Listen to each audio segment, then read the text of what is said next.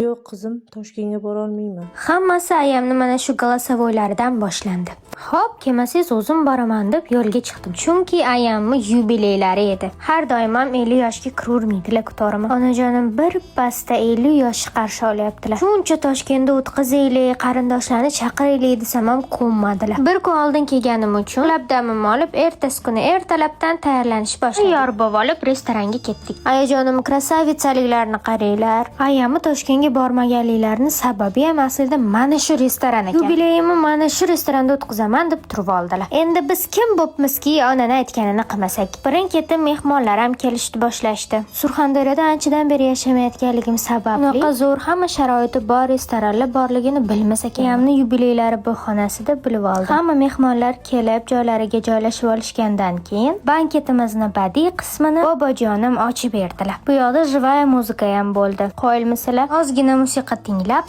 xolajonlarim ayamni tabriklashga so'zga chiqishdi. Ayamdan ko'z uzolmadim to'g'risi. Hammalari chiroyli tilaklarini bildirganlaridan so'ng ayamga birin-ketin sovg'alarini berishdi. Banket bo'ladi-yu, raqsga tushmaymizmi? O'zi ham bu banketda o'ynaganimda hech qayerda o'ynamagandim. Ozgina jirtillaganimizdan keyin ayajonimiz sinfdoshlari so'zga chiqishdi. Biz 4 ta dugona yig'ila olmaymiz, lekin ayamlar sinfdoshlari bilan haliyam yig'ilib turishadi. Ayam sinfdoshlari bilan ozgina raqsga tushib chalg'igan bir paytlarida men pastda оформление bilan band edim. Ayajonim aytishlari bo'yicha bu sahnani umuman kutmaganlar. Biz farzandlar aslida ota-onamizga qancha qilsak ham kam. Farzandlik burchimizni aslida ado etib tugata olmaymiz. Lekin arzimas bo'lsa ham o'z mehrimizni qanaqadir qilib ko'rsatishga harakat qilamiz. Oila a'zolarim hayotimdagi eng muhim insonlardan. Boshimga qanaqadir ish tushadigan bo'lsa, birinchi ularning yoniga, ularni quchog'iga yuguraman. Chunki bilaman, ular meni har qanday holatda ham qabul qilishadi.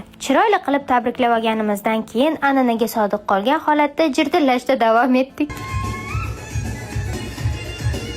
To'g'risini aytaman, bolalik paytlarim uyimizga qarindoshlarimiz mehmonga kelishsa xushlamasdi. Hozir bo'lsa ular bilan qachon ko'rishar ekanman deb intiq bo'lib lekin bu safargi yubiley juda ham bir boshqacha o'tdi. Video juda ham cho'zilib ketayotganligi sababli keyingi qismda aynan qaysi restoranda va davomi qanday bo'lganligini qo'yaman. Sizlar bunaqa yubiley точно ko'rmagansizlar.